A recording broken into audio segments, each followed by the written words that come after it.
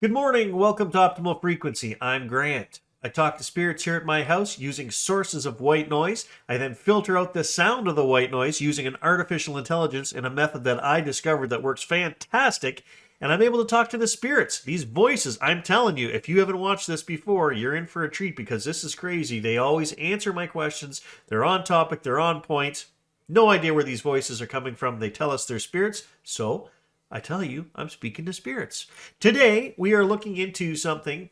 I came down, got myself a coffee going this morning. I thought, I really enjoyed the last session I did, which was a conversation with Stephen Hawking. Mind-blowing to me that, he just answered. I know it's him. He's talking about the stars. He's talking about how terrible his disease was, ALS. He's talking about all kinds of things that make sense, pertinent to his life, and just, again, pretty awesome stuff. One of my new favorite sessions. If you haven't watched it, go back, check it out. It's worth it. But I came down this morning. I thought, what am I going to do here for a new episode? And the TV was on because I like to tape Oak Island. Well, it's on this channel, and William Shatner, comes on, and he's doing that show, Weird or What? So it's playing in the background. And then I hear a name, Paula Weldon. And I'm like, I know that name. Why do I know that name? So I checked my list of mysteries that you guys have been sending to me, and that name is on there. Paula Jean Weldon disappeared in, I believe, 1946. So I'm like, okay, so I start watching. The episode is on the Bennington Triangle. So there are several mysteries all rolled into one with this thing. It's got everything. It's got disappearances. It's got Bigfoot, it's got UFOs, it's got Native American stories about spirits on the mountain. This thing is fantastic.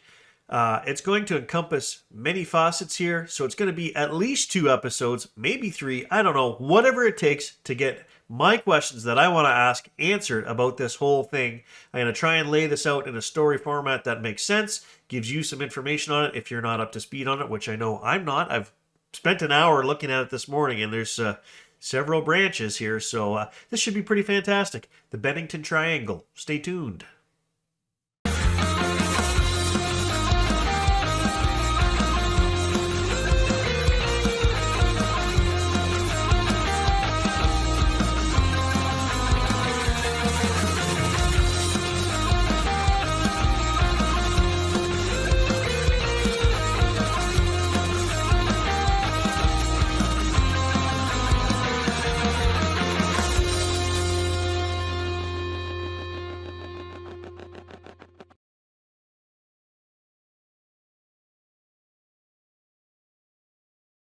Okay, I'm about to shoot 2 sessions actually on the Bennington Triangle. So I've got four full pages of questions. I've never shot.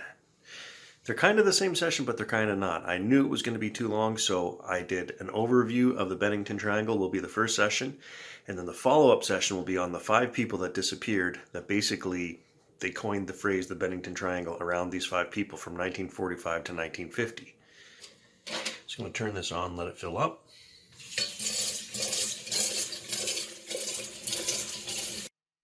So did you hear how the water, when I first turn it on, it starts going shh? That's because it's hitting that little faucet piece that dangles down on the ropes. So it was swaying in and out, so it was going shh, shh, shh as the water was hitting it. Listen to the voices, as we've heard many times before. They conform to that pattern. But I find it interesting.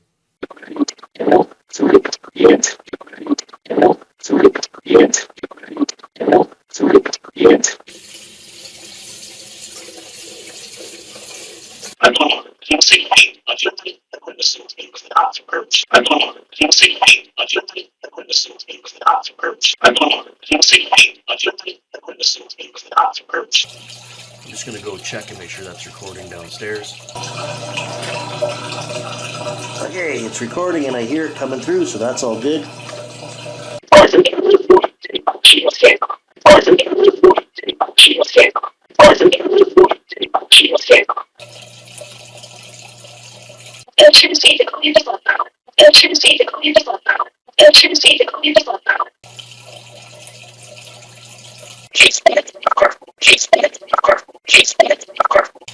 I guess I better get the sugar bowl going.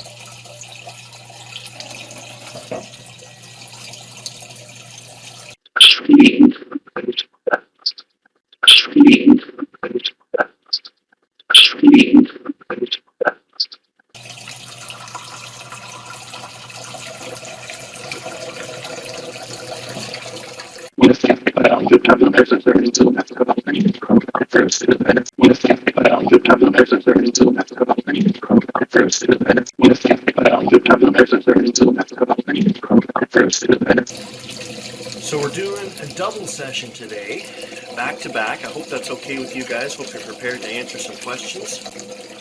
I need your help to figure out these disappearances, if they're tied together, if there's paranormal activity going on in that area. If you can let us know as clearly as possible. I've got the echo chamber going downstairs, so hopefully your voices will come through really nice and clear.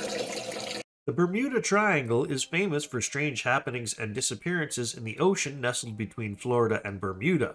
That famous area has a smaller cousin further north, centered around Glastonbury Mountain in the southwestern part of Vermont. This mysterious area is known as the Bennington Triangle. The Bennington Triangle has a history that predates the colonization of North America and persists to this day. It has inspired books and movies, as well as supernatural reports of Bigfoot, UFOs, and interdimensional portals. The truth of the Bennington Triangle remains unknown, but the area has mysteriously swallowed as many as 40 intrepid hikers and residents. Let's get into these questions here. Is there really a tie between all of these incidents and that specific location? And by incidents, I mean those specific 5 disappearances.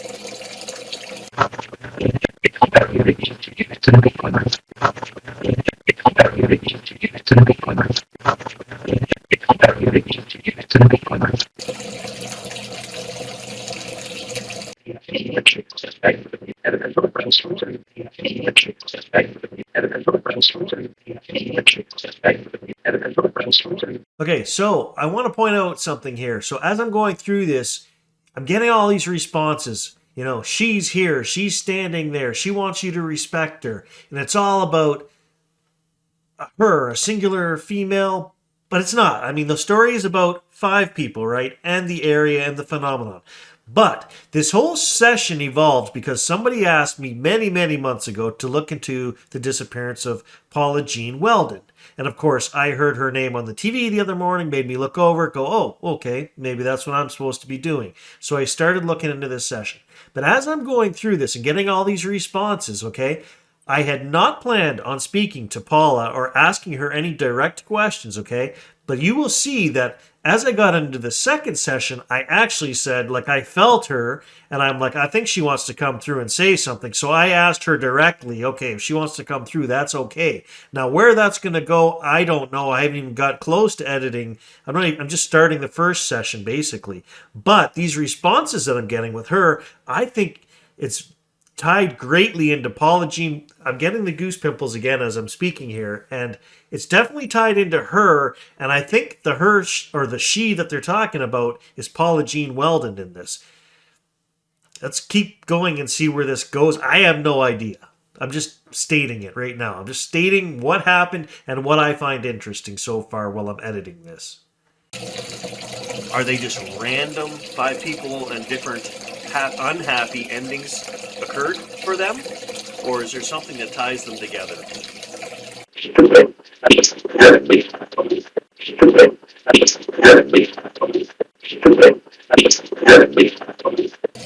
Is Glastonbury Mountain haunted?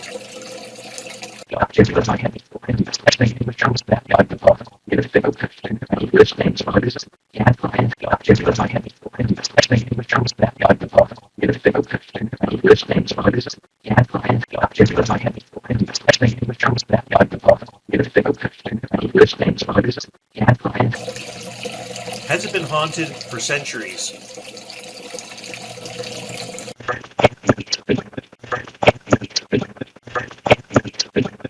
Is there paranormal activity tied into the disappearances associated with this triangle?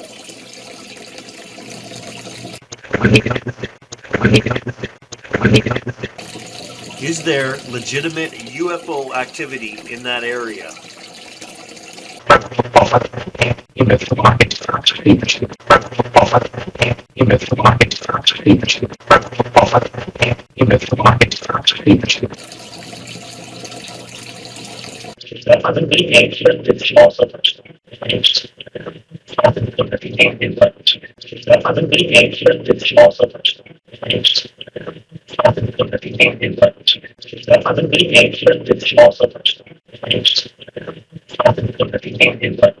Now, some people have mentioned the theory that there might be wormholes in that area that cause some paranormal activity. Are there any wormholes in that area or on that mountain?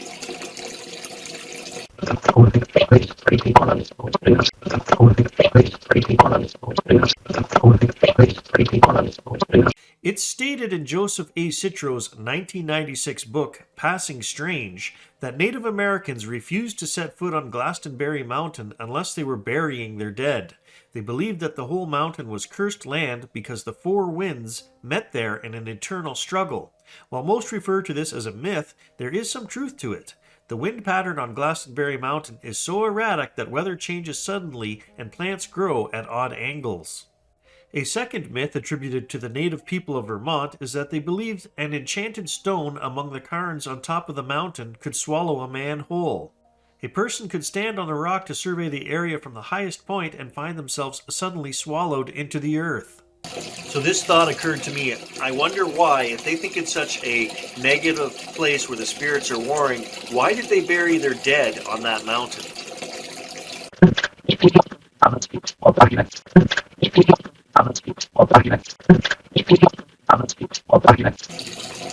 Why is the wind pattern so erratic on that mountain?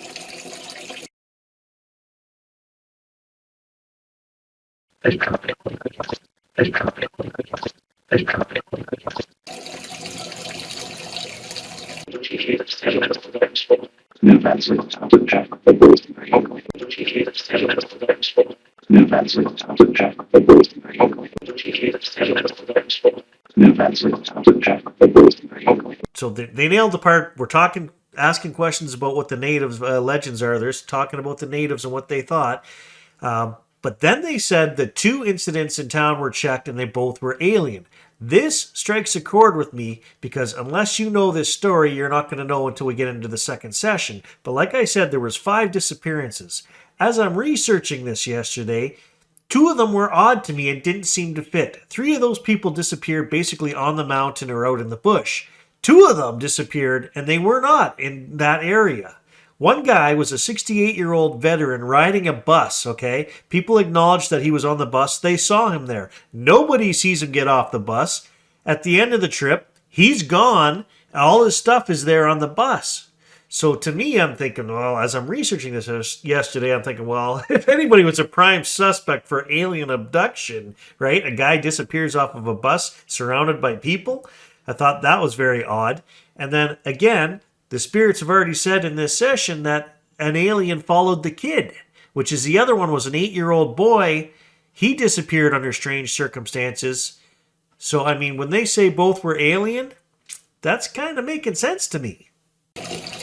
Who put those cairns of boulders on top of the mountain?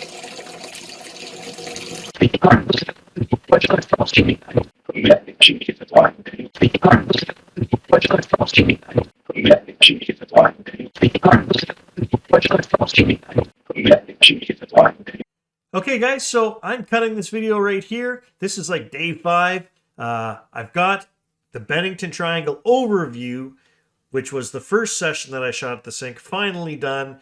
It's going to be 2 parts. It was over 25 minutes, so tune in to catch the second half of that. And then following that, there will be at least 1, maybe 2 more sessions where I break down the actual 5 disappearances that happened from 1945 to 1950, and that should wrap up the whole mystery. Whether we'll have our answers or not, I don't know, but it should wrap up the whole mystery as far as we're concerned on the Bennington Triangle. So thanks for watching.